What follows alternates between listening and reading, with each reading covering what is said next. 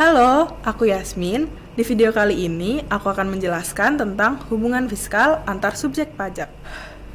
Hubungan fiskal antar subjek pajak adalah hubungan ekonomi yang terjadi antar subjek pajak, baik orang pribadi dengan badan atau orang pribadi dengan orang pribadi lainnya, maupun badan dengan badan lainnya.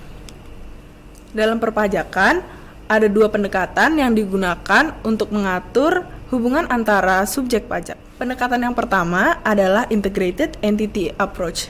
Sesuai dengan namanya yaitu integrated, berarti pendekatan ini akan menyatukan pengenaan pajak antar dua subjek pajak. Karena pada dasarnya, sebuah badan pasti milik seorang pribadi yang juga membayar pajak. Sehingga walaupun suatu badan dikenai pajak, maka orang pribadi pemilik akan ikut menanggungnya. Maka dalam pendekatan ini dibuat agar hanya badan saja yang membayar pajaknya dan pemilik tidak perlu membayarnya secara terpisah. Intinya, pendekatan ini dilakukan untuk menghindari yang namanya pajak berganda atau double taxation. Caranya yaitu, ketika badan telah membayarkan pajaknya, pajak yang telah dibayarkannya boleh dikreditkan ke pajak terutang pemiliknya. Sistem pengurangan atau kredit pajak kepada orang pribadi pemilik atas badan yang dimilikinya disebut imputation system. Kemudian pendekatan yang kedua adalah separated entity approach. Sesuai namanya juga yaitu separated yang artinya terpisah, maka pengenaan pajak antara dua entitas harus dipisahkan. Jadi, baik badan maupun orang pribadi pemiliknya tetap harus dikenai pajak atas masing-masing penghasilan yang diperolehnya. Nah, di pendekatan ini, maka akan muncul double taxation atau pajak berganda. Karena kedua entitas subjek akan membayar masing-masing pajak atas penghasilannya dan tidak dapat dikreditkan satu sama lain.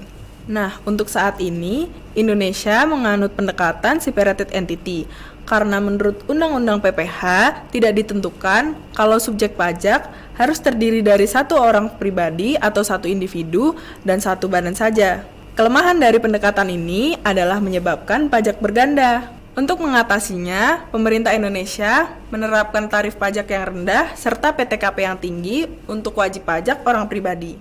Walaupun menyebabkan pajak berganda, mengapa Indonesia tetap menganut pendekatan separated entity? Karena yang pertama, pendapatan atau penerimaan dari PPh badan yang cenderung besar.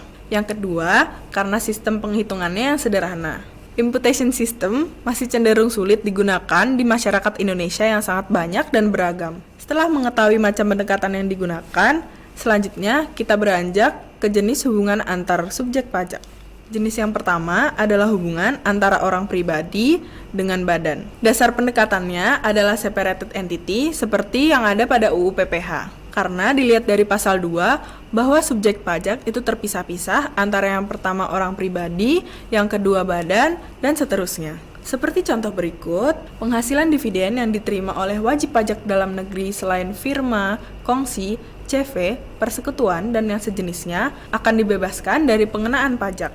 Nah, akan ada perlakuan khusus yang terjadi antara hubungan badan-badan di samping dengan para anggotanya yang mana adalah orang pribadi. Perlakuan khusus tersebut disebabkan karena UU PPH menganggap badan tersebut adalah seperti orang pribadi. Jadi, hubungan badan dengan anggota-anggotanya bersifat integrated atau satu kesatuan ekonomis. Sehingga atas penghasilan anggota-anggotanya tidak dikenai PPH, yang dikenai hanya badannya saja.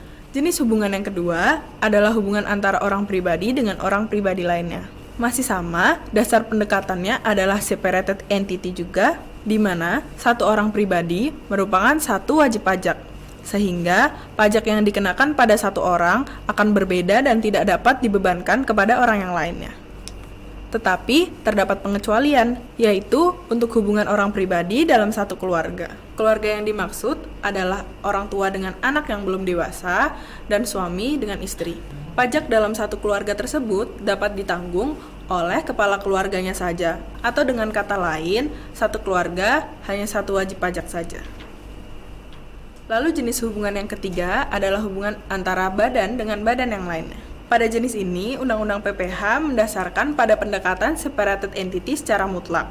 Karena meskipun suatu badan dikuasai 100% oleh badan lainnya, pendapatan dan biayanya tidak dapat digabungkan maupun dikreditkan. Berbeda dengan prinsip yang dianut standar akuntansi keuangan.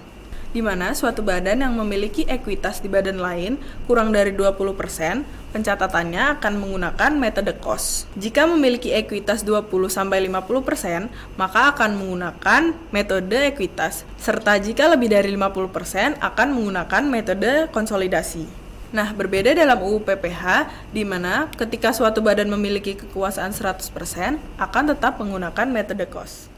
Mengapa? Karena agar semua transaksi dicatat sesuai dengan harga pasar wajar, walaupun transaksi tersebut terjadi antara pihak-pihak yang memiliki hubungan istimewa. Hal ini dilakukan karena para pihak yang memiliki hubungan istimewa seringkali menghindari pembayaran pajak yang besar atau tax avoidance, misalnya dengan cara transfer pricing, markup atau markdown, dan lain-lain. Nah, cukup sekian penjelasan tentang materi ini. Terima kasih sudah menonton. See you on the next video.